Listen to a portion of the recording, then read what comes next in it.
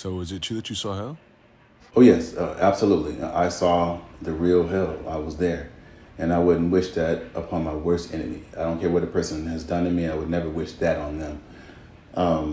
But for me, the way it went is that I thought that I was having a heart attack, and my spirit left my physical body, and I thought that I was going upward, but because thought I had done so much good in this lifetime and helped so many people and made so many decisions that were godly decisions, but as opposed to me going up, I went down, and I went literally into the center of the earth, and that's where hell is. Jesus even said that in the scriptures. He says, just as Jonah was 3 days and 3 nights in the belly of a whale, so shall the Son of Man be 3 days and 3 nights in the belly of the earth, which is where hell is. The things that I saw were literally indescribable, and it just makes me emotional every time I talk about it. But it was one of the things that I saw that just blew me away was there's a man on all fours like a dog. He was burned from the crown of his head to the soles of his feet, and his eyes were bulging out. And what was worse than that is that he had a chain around his neck. So he was like a dog in hell. And what was even worse than that is that who was holding the chain? It was a demon holding the chain. And I knew because they're not said, they're known. It's like a telepathic communication. I knew that this demon was sent in this man's life to ride him from his childhood until the time that he died, because the demon knew that if I could stay in his life long enough on the earth, if I can keep getting him to not serve God and to make bad decisions on the earth, then I'll have power over him in hell and he'll be a slave to me. So it's like twice a slave. It's like you're a slave on the earth to the things of the devil, and then in hell you're really like a tormented dog slave. And then there was another part that I experienced that just blew me away. It still baffles me to this day. There was a section in hell where music was playing, and it was the same music that we hear on the earth, but as opposed to entertainers singing it, the music demons were singing it. And it was some of the same lyrics that we hear here. And then again, things like I said, they're not things that are not telepathically. Things are telepathically known there. I knew that on Earth, a lot of the lyrics and the music and the songs are inspired by demons.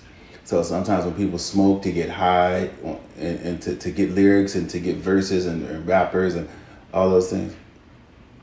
So in a lot of music, people actually smoke to get high, to get verses and to get bars and to be hot and to be fresh and to get that swag. But when they open themselves up to a false high, it's like illegal access into the spirit realm.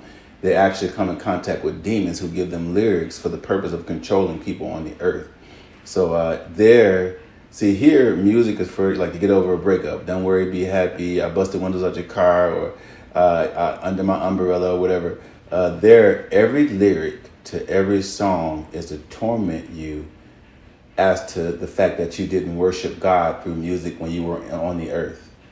So it's like, you had a chance to worship him in church and worship him at home and worship him through music, but you chose to worship Satan by repeating the lyrics that he inspired to come into the earth.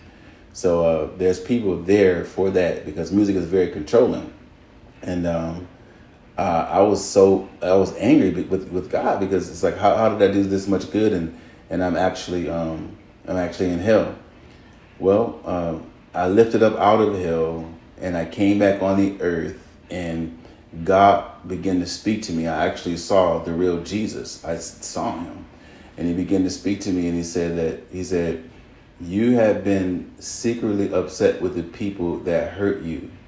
You have been hoping that I would punish the people that hurt you. He said, these are not your people, these are my people. He says, I only want you to focus on the assignment that I'm giving you, because I want to do something through you that the world hasn't seen. And so the root of it is that although I did good, I gave a lot to people, I did a whole lot of good things. The thing that I had in my heart was unforgiveness towards people who had did me wrong. Because a person that can't forgive is a person that's forgotten how much they have been forgiven of. So that's my experience with hell. Hell is a real place, and I don't believe that God doesn't send people to hell. People send themselves to hell. And whatever's still left inside of you that God has been trying to get out of you, that you die with, that's going to determine where you go. God's going to want to know, did you learn to love well? Did you learn to forgive well? Did you serve me well? Did you do something greater than your life? Did you do anything that has eternal significance, or is everything selfish? So I thank God for the light. It was Jesus, because of that light, I won't see any more days in hell.